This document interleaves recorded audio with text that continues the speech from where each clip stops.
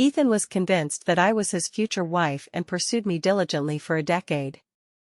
However, on the eve of our wedding, I overheard a conversation between him and a friend. "So, you're marrying Aria just like that? What about the secret girlfriend you've been seeing?" After a brief silence, Ethan replied, "She is merely a substitute. How could she compare to Aria?" He added, "If she remains quiet and compliant, I might consider keeping her around. Aria is magnanimous and will not object." The following day, his secret girlfriend disrupted the wedding. As she violently pushed me off the stage, Ethan recklessly rushed to shield her, prompted by her holding a shard of glass to her neck and hysterically threatening, "Choose me or Aria." In extreme panic, Ethan shoved me aside despite my injuries and shouted, "Get out of the way. I'm taking her to the hospital. If anything happens to her, I'll make you pay with your life." In that moment, my heart shattered. That night, I purchased an international flight ticket and left him. Ethan's voice, laced with suppressed anger and impatience, came through the phone. "Aria, can't you sign the surgery consent yourself? You've called me multiple times just for this? Just because Lena got hurt, did you have to fracture yourself too? I'm utterly exhausted. Please stop adding to my burdens." Since Lena disrupted the wedding, Ethan had vanished with her for an entire half-day. This was my 20th call to him. The previous 19 had all been abruptly ended. Pausing at his frigid tone, I pleaded, "It was Lena who pushed me." I said, "The doctor insists a family member must sign. Since you're already at the hospital, can't you come sign it in a few minutes?" Yet Ethan's response was to forcefully hang up the phone.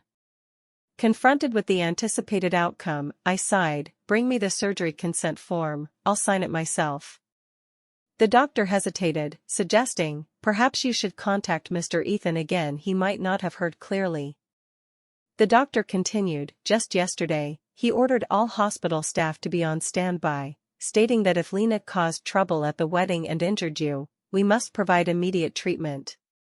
He added, "In the past, even a minor cold prompted Mr. Ethan to summon all doctors for a consultation, and he would personally stand guard by your bedside for 3 days and nights. If he knew you were fractured and by Lena's doing, he would surely be enraged, for you are the most important person to him." I gave a bitter smile. I too once believed I was his greatest love, but it now appeared otherwise. At my insistence, the doctor finally handed me the consent form to sign myself. Until the final moment before surgery, I still held out hope, waiting for Ethan to visit me. Instead, I received only a Facebook post from Lena. In an animated image, Ethan held a steaming bowl of porridge, carefully cooling it before feeding her, and tucked her in. The caption read, "You said 3 years of companionship was the greatest fortune, and you'll spend the rest of your life reciprocating my devotion." Lena beamed with unrestrained joy. It was hard to fathom that mere days ago, she had drowned her sorrows in alcohol after Ethan abruptly ended their relationship, only to later stumble to me, drunk, tearfully pointing at my face and berating me. She had said, "I was Ethan's secret girlfriend for 3 years, giving him everything, yet he never touched me, claiming you, Aria, were his sole future wife. Why do you deserve his favor?" She continued, "I mimicked you by making soup for him, but Ethan slapped me, saying I couldn't compare to you in any way, not as beautiful, not as gentle, telling me not to make a fool of myself trying." Her emotions surged as she exclaimed, "He even said I was just a substitute to pass the time, and once you returned, he'd discard me. Aria, why did you come back? Couldn't you have died abroad?" At that time, Ethan, incensed by her affront to me, slapped her face and expelled her without hesitation.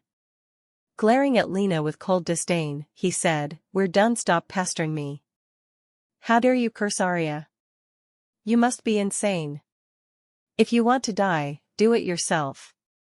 Aria is my eternal muse, no one else exists in my eyes."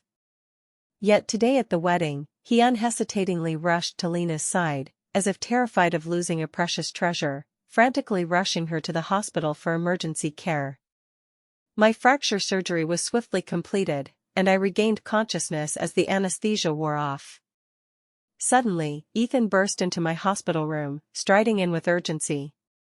I assumed he had come out of guilt to see me, but instead, his first action was to yank my fore-attached hand from the blankets, roughly inspecting it. Failing to find what he sought, he demanded in frustration, "Aria, where's your wedding ring? Hand it over now." My hand was jerked sharply, the fore-needle causing intense pain. I didn't respond immediately, instead asking, "Why do you want my ring?" That ring, meticulously designed and handcrafted by me over months, symbolized our lifelong commitment. He replied, "Lena likes it, she wants to wear matching rings with me. Just give it to her to play with, it's a cheap ring anyway, with barely any diamonds and little value." Spotting it on the table's edge, he grabbed it and turned to leave without hesitation. I lunged to reclaim it, nearly forgetting my immobile leg, but my hand clung desperately to the ring, refusing to let go. "Give it back." Ethan's gaze was filled with disappointment as he said, "Aria, I remember you used to be so generous. How did you become so petty over such a trivial thing?" I declared, "If you insist on taking it, we're done." Ethan froze, then dropped to his knees, incredulously asking, "What did you say?" His voice trembled. 10 years of our relationship, and you can just let it go? Don't you know I can't live without you? I won't allow you to end this." I regarded him coldly, my heart chilled, and said, "But Ethan, you were the one who abandoned me for Lena first." Ethan buried himself in my arms, gripping me tightly. "It's not like that, I only pitied Lena. She was so distraught she threatened suicide. I had no choice but to calm her first." He pleaded, "Once she recovers, I'll return and hold a wedding with you, trust me." Seeing his agitated expression, I nodded and said, "Fine." He sighed in relief and left, reassured, but took the ring with him instead of returning it. I touched my bare ring finger and called a former colleague abroad. "Could you ask the professor if there's still a spot in the lab? I want to resume my research." The voice on the other end was elated. "Really? The professor was devastated when you left. He'll be thrilled to hear you're returning. I'll ask him now." They asked, "But didn't you leave to get married? Won't it be inconvenient living apart from your husband?" I nearly made excuses for Ethan, then found it absurd and said, "He's dead, he won't affect my work anymore." After hanging up, I booked a flight back abroad in advance, then managed my discharge alone and returned home to recover. Lena flaunted her affection daily on Facebook. I saw posts of Ethan buying her haute couture clothing and photographing exorbitant jewelry, their hands interlocked, her wearing the diamond ring snatched from me. I saw them taking multiple wedding photo sets, with Lena captioning, 3 years of secret love, now openly affectionate. Ethan reposted it but deleted it instantly, likely fearing I'd see. As a cover, he reposted an invitation to his mother's 60th birthday.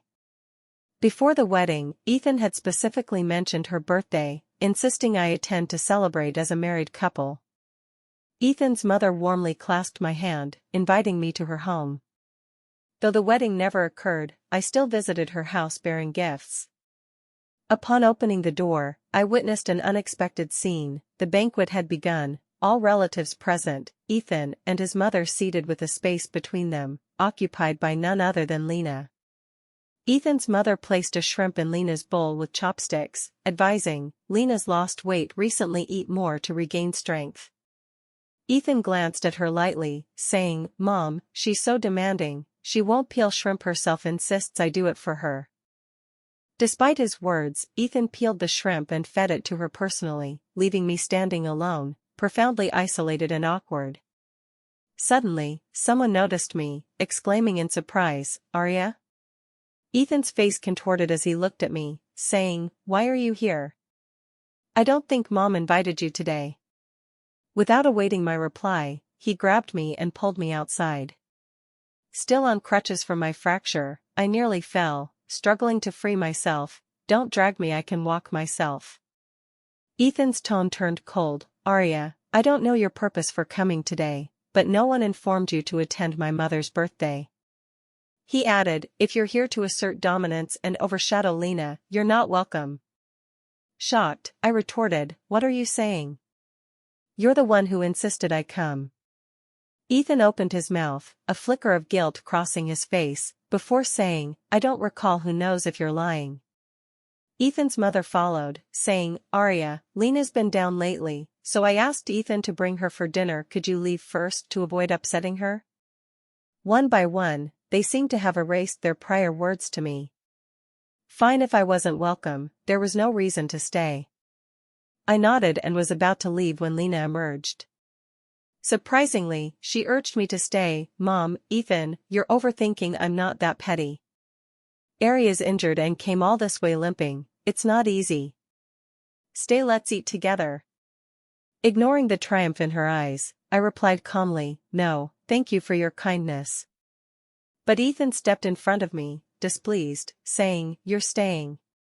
He snapped, "Lena doesn't mind your uninvited presence and even offered you a way out, yet you rudely reject her? If you dare leave today, our wedding's off. Don't forget you quit your job abroad for me. Leave me again, and you'll have nothing." I froze. Ethan had pursued me relentlessly for 10 years, though I'd never intended to be with him until a truck barreled toward us on the road. He pushed me aside without hesitation, shielding me. Before the ambulance took him, he clasped my hand tightly, saying, "As long as I can save you, I'd give my life, hoping you'd grant me a chance in the next." His sacrifice profoundly moved me, leading me to abandon my research career abroad and return to marry him. Yet now, my love had become a tool for him to manipulate me. I took a deep breath and said, "Fine, cancel it then," before leaving without hesitation, missing the fleeting confusion in Ethan's eyes. That night, I packed all my belongings, planning to head to the airport the next morning, unaware that Ethan would return in the dead of night. He stood stunned in the sparse house, asking, "Where's our photo wall? The pictures I took of you on our trips?" I replied casually, "They fell and broke. I threw them out." Ethan hugged me from behind, saying, "Why won't you look at me? Are you angry?" He sighed, "You're impossible. Why can't you just soften up? With all those relatives there today, I'd brought Lena to them, then you showed up. How awkward. If you'd just dropped the gift and left, none of this would have happened." Suddenly, I felt him seize my hand, slipping something onto my ring finger, a woman's ring, but not the one I'd made. He said, "Stop sulking. I'll keep my promise and redo our wedding tomorrow. Lena won't bother us again. Promise me you'll be there on time, okay?" As he leaned to kiss my cheek, I dodged. Ethan's expression shifted, but before he could speak, Lena's distinct ringtone sounded. He sprang up instantly, rushing out to answer it. Moments later, he instructed, "I have to step out. Be at the wedding venue on time tomorrow." The door slammed shut, leaving me with another sleepless night. I had no intention of attending the wedding, yet I went, solely to return the ring to Ethan. Upon arriving, I was stunned. The bride was not me, but Lena. A massive poster bore Lena's name, and she, clad in a white wedding gown and holding flowers, greeted guests with a radiant smile. Spotting me, she grinned, "Aria, you didn't think this wedding was for you, did you? Ethan promised me this day long ago, but I wanted you to witness it firsthand, so he invited you. Thank me otherwise, you wouldn't even have entry rights." As she spoke, a cryptic smile crossed her face, setting off alarms in my mind too late. She hurled her thorny roses at my face, instantly slicing a long gash across it. Blood dripped, my vision turning crimson. Seeing this, Ethan rushed over and shoved me aside forcefully. He glared at me, eyes brimming with disappointment, and roared, "Aria, I kindly invited you to our wedding. Why did you attack Lena?" He continued, "Didn't I already give you a ring? What more do you want? I was even planning to get a marriage license with you, but you've ruined that yourself." With a grim face, he dragged Lena away, while through my blood-tinted sight, I glimpsed her triumphant smirk.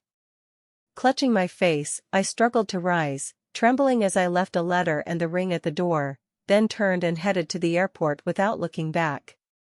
Ethan and Lena had reached the wedding stage. Ethan slowly slid a ring onto her finger, asking, "Will you marry me?" Lena was about to respond with a smile when a bodyguard burst in, urgently holding up my letter and ring, exclaiming, "Mr. Ethan, it's urgent, Miss Aria's gone. She booked a flight abroad, and it's about to take off. Forget the wedding, go bring her back." After stepping out of the taxi, I entered the airport. Opening my phone, I saw a message from my former colleague. The professor would hold my old position for me. Relieved, I replied I'd report tomorrow. Everything had circled back to the start, as if it were all for naught. No one foresaw we'd reach this point. After all, since falling for me at 15, Ethan never concealed his affection. Everyone around saw his deep devotion, joking, "Ethan's rich, handsome, and loyal, you should just be with him." But back then, I was oblivious, a studious bookworm wholly absorbed in my studies, setting ambitious goals for myself. No one could halt my progress or sway me from my future, so I often treated Ethan, ever present by my side, as invisible. When he chatted or flirted with me, I let it pass through one ear and out the other. When he gave me roses and chocolates, I tossed them in the trash and walked off. Classmates called me heartless toward him. Yet I pressed on, gaining admission to a renowned university and earning a chance to study abroad. Even then, Ethan didn't relent, his pursuit intensified. He flew weekly to visit me, even crashing a school event to publicly declare, "I love you." That was when I first felt something peculiar toward him. Amid the crowd's cheers, I met his fervent gaze, as if a mental string snapped, revealing a glimpse of the emotional realm. From then on, I couldn't see him as a stranger, gradually succumbing to his persistent efforts. When he was injured in a car accident protecting me, I first felt true anxiety, realizing Ethan had become indispensable in my life. Thus, I embraced his love, devoting myself to him unwaveringly, even quitting my overseas research job to end our long-distance relationship after he grumbled, "Flying half a day to see you delays my work too much." Yet Ethan never disclosed that during his years pursuing me, Lena existed by his side. Though others called her my substitute, how could true love allow for a replacement? Perhaps Ethan didn't love me, but rather my indifference to him. With this clarity, I let go of my turmoil, turned off my phone, and boarded a plane to the long-missed abroad. Meanwhile, at the wedding, Ethan was tenderly exchanging rings with Lena. The bodyguard's intrusion briefly silenced the scene, prompting Ethan to frown irritably. "Why barge in now? Can't you see the ceremony's underway?" Wiping sweat, the bodyguard handed over the letter, saying, "It's about Miss Aria. She left a farewell note at the door and has likely departed. Shouldn't you go after her?" Historically, Ethan fixated on every detail concerning me, a habit that conditioned those around him to report even minor matters. Ethan remained still, eyes fixed on the envelope, brow furrowed. He barked, "Get out. This is my wedding with Lena. Don't mention anything about Aria." Stunned, the bodyguard apologized profusely and left. Ethan's stare lingered, as if tempted to pursue, yet he restrained himself. Lena interjected, "Aria's ridiculous, pulling such a stunt now. I know she's never liked me, but disrupting our wedding like this is unacceptable." She added, bribing the bodyguard to deliver it, "She's gone to great lengths." "Right, Ethan?" Snapping back, he nodded instinctively. He said, "This Aria, I thought she wasn't the type, but I misjudged her. Using such a low tactic, let's proceed with the ceremony and ignore her."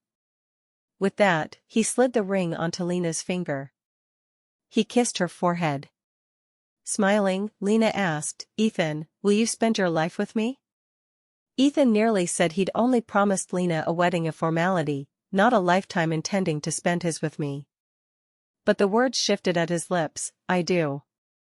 The crowd erupted in applause, yet Ethan's heart felt hollow.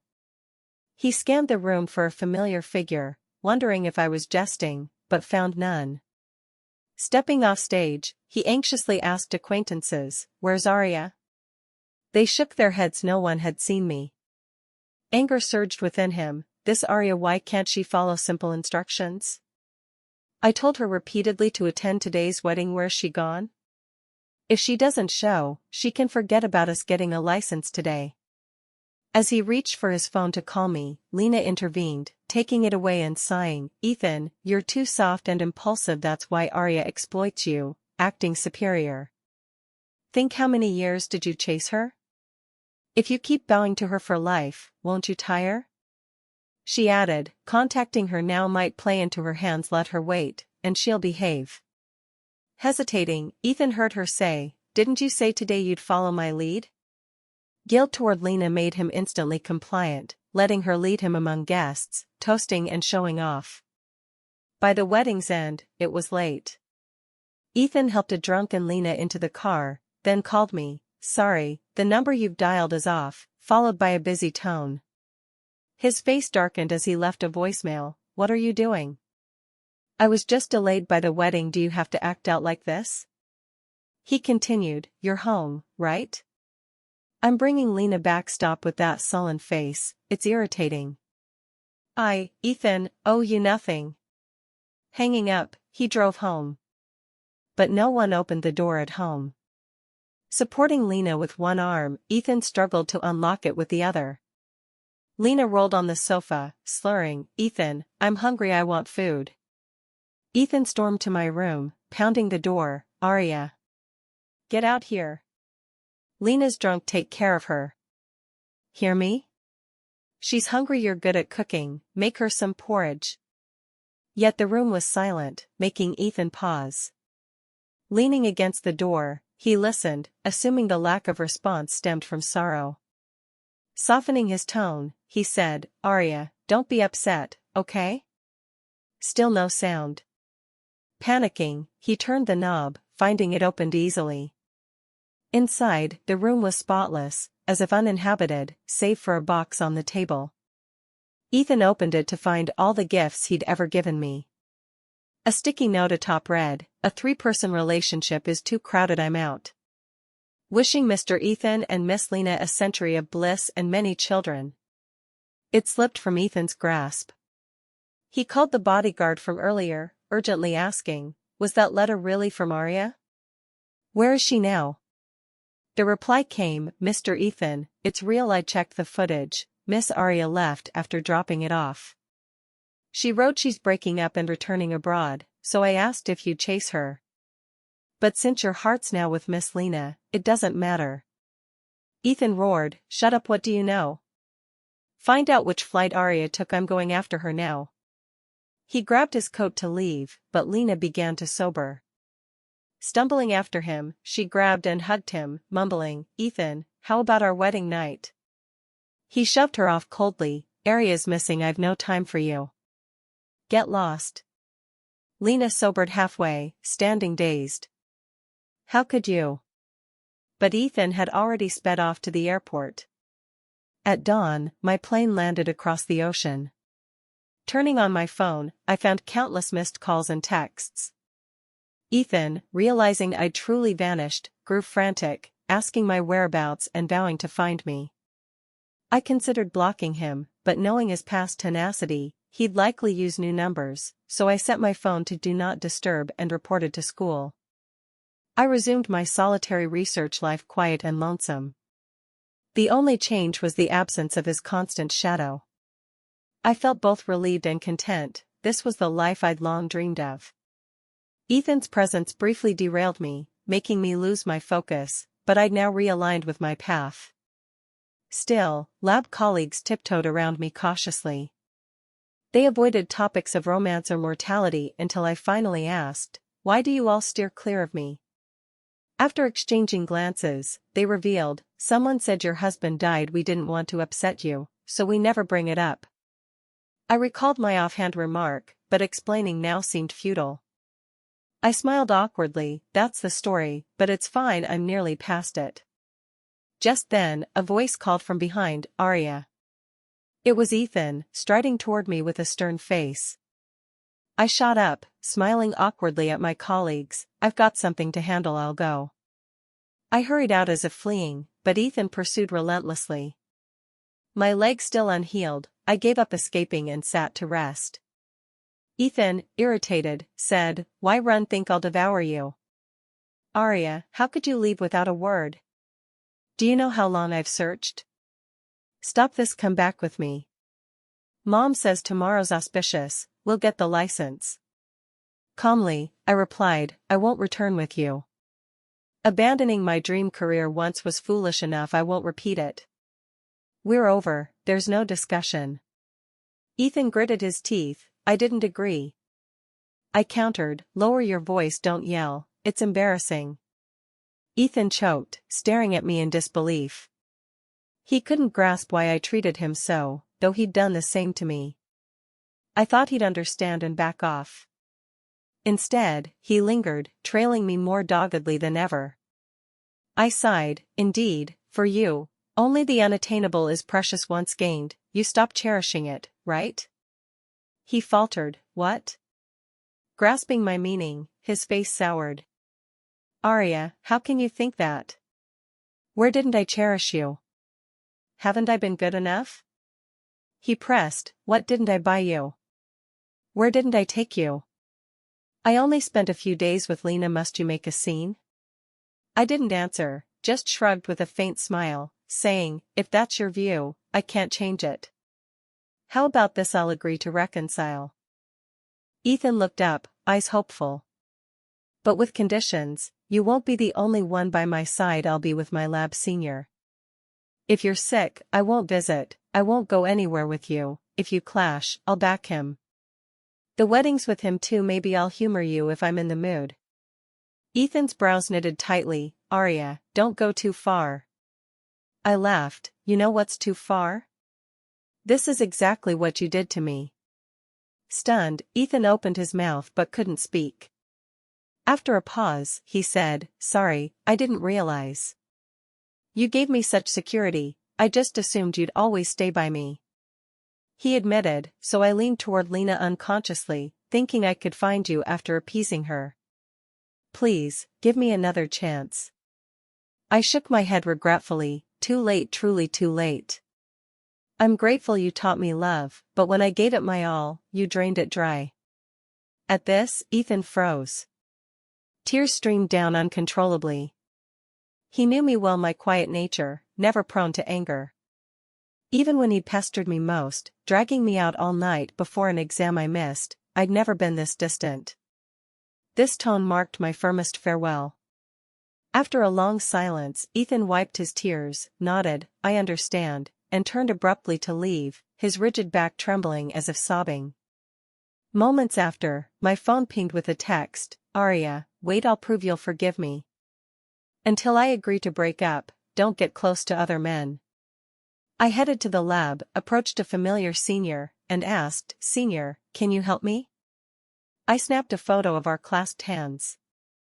I posted it on Facebook, unblocked to all. Instantly, my phone buzzed wildly. Ethan, frantic, yelled, Aria, who's that? He raged, I just left, and you're with someone else? Were you cheating while we were together? How else could you move on so fast? I replied calmly, that's not your concern. Remember, no matter who I'm with, it won't be you. I hung up, leaving him to his hysterics. Perhaps that post truly stung him, he stayed silent and absent for a long while.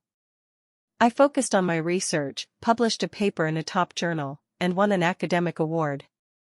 The professor, delighted, patted my shoulder, Aria, I knew you were gifted, born for academia. Your departure for marriage pained me, but I was helpless. Good you're back. I smiled and nodded silently. At that year's graduation, I was naturally chosen as the outstanding speaker. Post-speech, the audience roared with applause. As the spotlight and crowd's gasps lit a spot, I turned and saw Ethan, roses in hand, suited, eyes brimming with affection, walking toward me.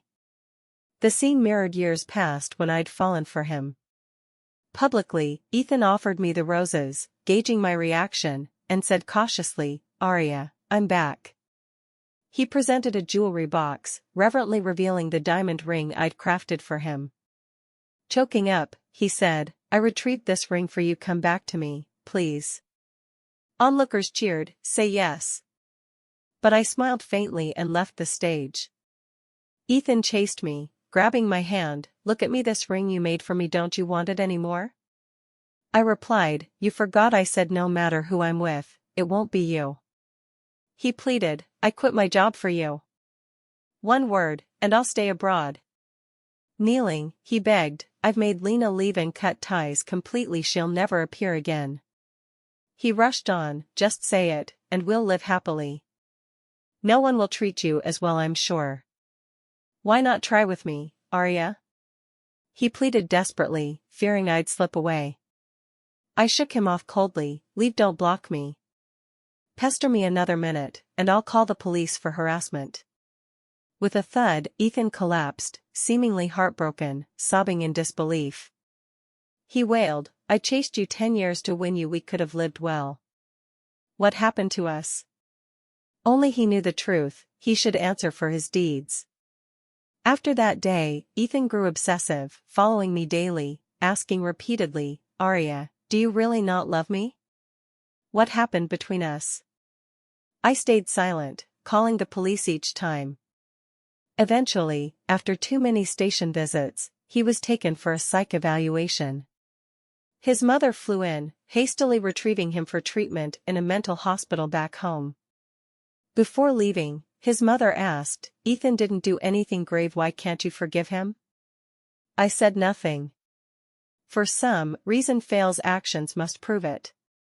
My forgiveness will never extend to those who've harmed me.